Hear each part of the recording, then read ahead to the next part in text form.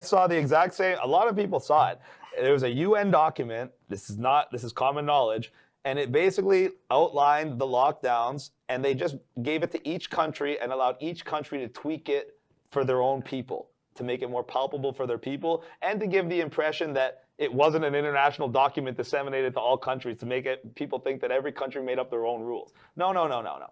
The 5 levels of lockdown were in there. In a place like Ireland, they went level 1 to 5. In a place like Canada, where we like colors, now we got green to gray. It's still 5 levels of lockdown. All the 5 levels are identical. They used Australia as the model for the 5th level of lockdown, where you can't leave your house, you can't go can't literally do anything.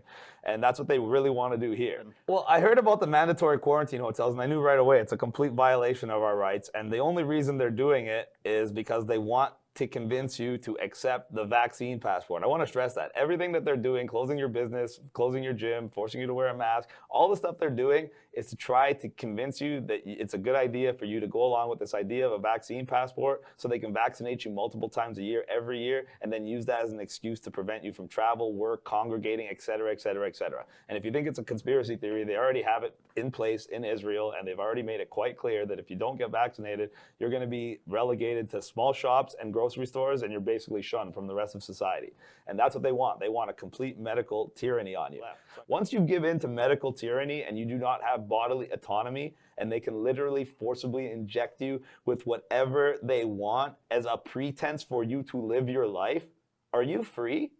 Absolutely not. That's the most invasive violation of our rights thus far. And that's why they waited an entire year of demoralizing you and destroying your life and making you as hopeless as possible, so you will not just accept it, you will beg for it. That's what they're doing. They're doing psychological warfare on you to weaken you to the point where you will not only accept defeat, you will accept perpetual defeat for the rest of your life.